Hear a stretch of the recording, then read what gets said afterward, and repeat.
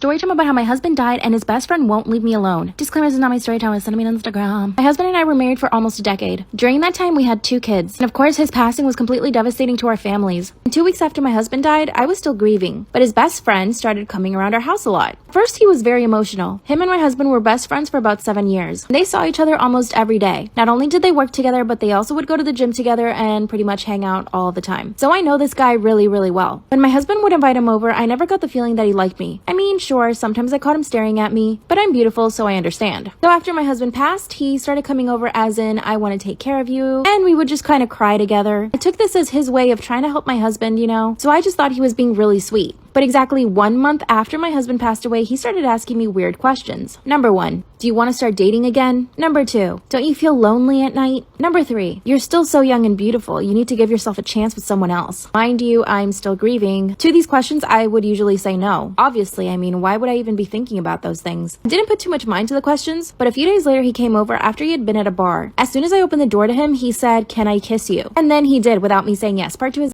story time about how my dead husband's best friend won't leave me alone. Disclaimer, is not my story time. Send me on Instagram. As soon as I opened the door, he asked me if he could kiss me, and I didn't say anything. And he grabbed me and just started kissing me. Of course, I pushed him away and told him that he needed to leave. That's when he said, "But you didn't say no." I told him I didn't say anything because I was shocked he would even ask me that. That's when he walked into the house without me inviting him, went straight to the fridge and opened up a beer. Then he starts yelling at me for giving him mixed signals. He says that since my husband died, all I've been doing is flirting with him. Since when is grieving flirting? I told him that he was completely wrong and that he needed to leave again. Then he said, "No, I'm not leaving here until you tell me the truth." That I was secretly in love with him and that I actually wanted to be with him. No, this wasn't funny to me at all. He was slurring his words and barely could stand up. I knew my kids were upstairs, so all I wanted to do was get him out of the house. That's when I grabbed my phone and started texting one of my other husband's best friends. I texted him 911, please come to our house now. He responded right away saying, "I'm coming over." After another minute of this guy ranting at me, I told him I was sorry for giving him mixed signals and that was never my intention, blah, blah, blah. Then he asked me out on a date. He said that he wanted to take me out and show me a good time. I said no, and I asked him to leave again, but he wouldn't. Finally, someone knocks on the door. Part 3 is up. Story time about how my dead husband's best friend won't leave me alone. Disclaimer, is not my story time. Send me on Instagram. That's when he asked me out on a date and started walking closer to me. Finally, someone knocked on the door, and it was my other husband's friend who I texted to come help me. I ran over to the door quickly and I opened it. That's when my husband's best friend, who was drunk in my house asking me out on a date, forcing me to kiss him, tells the other guy that he needs to leave. So I asked the other friend if he could just take this guy home. He said, yeah, of course. And he told him, "You're drunk. I'm gonna take you home now." They left together without incident and I was really relieved. But after that, I knew to watch my back now. So here's what happened. He started texting me every now and then asking me if I wanted to go to dinner, and I would not even respond to him. And after that, he started showing up to different places I was at. For example, I go to Pilates classes 5 times a week. This place is near my house, and one day he just showed up trying to take a class. As soon as I saw him, I told the instructor and they kicked him out. That's when he came back and said that he did nothing wrong and that he deserved to be in the class too. He even paid the year up front, so they had no choice but to let him in. Instead, I left. Then he followed me outside to the parking lot and told me that I needed to relax. Said, "It's not like I'm following you," which he clearly was. I got in my car and left. That very same night, he sent me a message apologizing for acting crazy. Then he told me that all he wanted was just to be close to me and the kids. By the way, my kids really do love him. They ask about him all the time since he stopped coming over, and I don't even know what to tell them. After a few weeks of him not acting crazy, he asked me if he could come over and I said yes. I decided to invite all my husband's friends and we had a nice dinner. But again, this guy asked me out. I said no, but my best friend thinks I should give him a shot. He's good looking and rich. What do you guys think?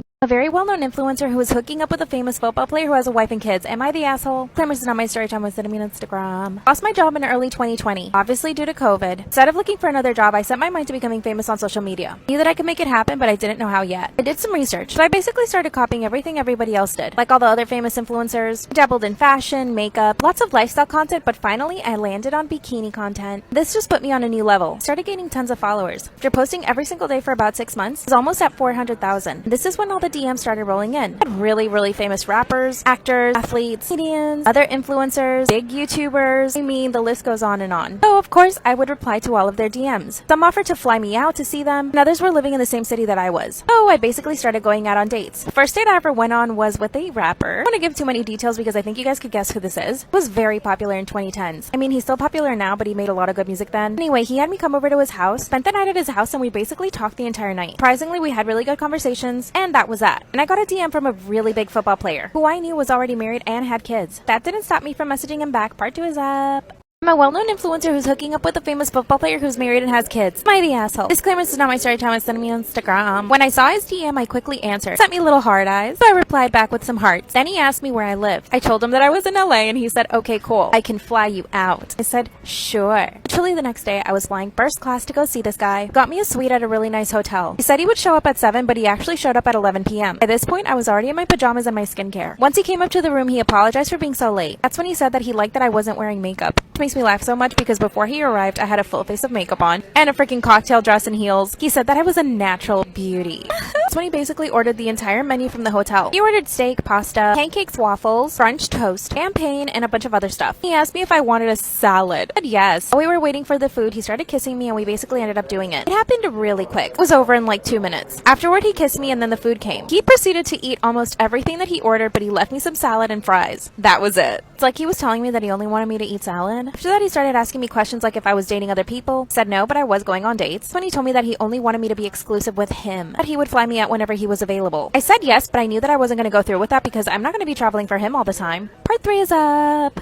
My boyfriend's friends call me fat and ugly, and my boyfriend doesn't defend me. Disclaimer, this is not my story time. I sent me on Instagram. My boyfriend and I have been dating for 3 months. We're both in our early 20s, and his friends are a tiny bit older. Some of these guys are already married, but they always try to convince my boyfriend to not get married. And here's how things started. A few weeks ago, we all had a pool party. They all brought their wives and girlfriends, and all of these women have had plastic surgery. I'm talking BBLs, lip filler, everything. Me, on the other hand, I'm completely natural. I'm on the skinny side, so I don't have a lot of fat in my body. That means I don't have a lot of curves. But my boyfriend has told me time and time again that he loves my body. We're both really attracted to each other, and I've never in my life been told that I'm ugly or fat. I'm not sure how it came up. During the pool party, the men started rating all the girls at the party. They were trying to do it behind our backs, but I happened to hear the conversation. No, my boyfriend didn't say anything. He kind of just stayed quiet. Guess who they started with first? Me. They said I was a hard 4, that I didn't have a womanly body, and that my face was too angular. And one of them straight up said she's kind of ugly. They all started to laugh, and they rated the rest of the girls there. Everyone else was pretty much a 9 and a 10. But the entire time, my boyfriend stayed quiet. It's obviously really upset me. Went to the bathroom and just cried for the rest of the night. My boyfriend came looking for me. Part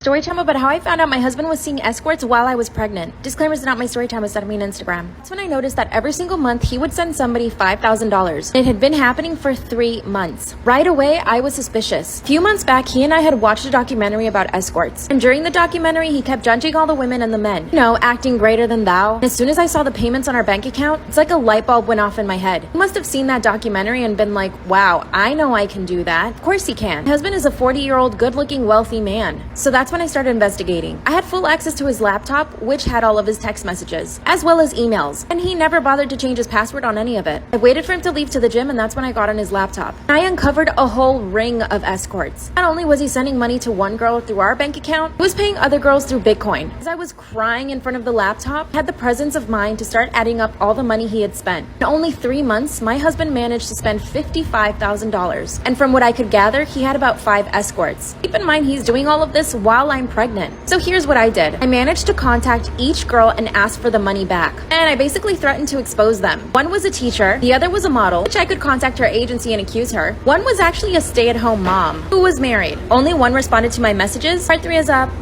Boyfriend's friends call me fat and ugly, and he doesn't defend me. Disclaimer, is not my story time. Send me on Instagram. I basically spent the entire night in the bathroom crying. Boyfriend came over and knocked on the door. He instantly started apologizing to me. He knew that I had heard the entire conversation and told me that he was sorry. I asked him why he didn't defend me, and he said that he didn't want to go against his friends, that they were his only group of friends, and that he didn't want to get on their bad side. I told him next time he needed to defend me, that if he didn't do it, then I would. And he said, please don't get into a fight with them. They're really cool guys. I ended up leaving the party, and I didn't say bye to anybody. A few weeks later, I had to hang out with them again. But this time, they started talking about the way that I was dressed. One of them said that the dress I was wearing made me look really pudgy. And again, they would all laugh. And yeah, they said all of this in front of me. I looked at my boyfriend and said, are you not going to defend me? And they all started laughing at my boyfriend. By the way, if I haven't mentioned this, they all went to the same sorority, so I think they still have that sorority mentality. One of the wives that was there thankfully stepped in and told them that they were all assholes and that they needed to leave me alone because I looked good. A few hours later, somebody was talking about kissing, and one of them asked my boyfriend what it was like to kiss me because I had 0 lips. I instantly stormed out of the party. My boyfriend followed me. Part 3 is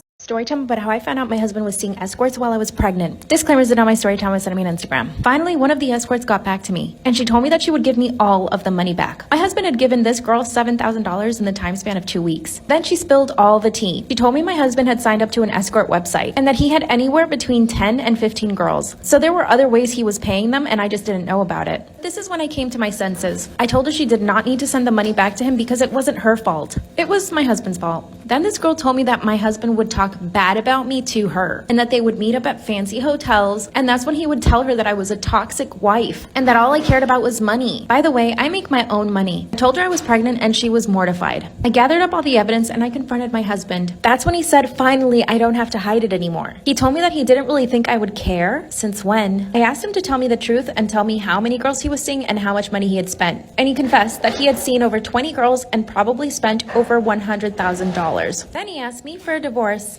I'm kind of glad he did because I was going to divorce him anyway. I am going to get his money and raise our child on our own. His family is trying to convince me otherwise though. What should I do?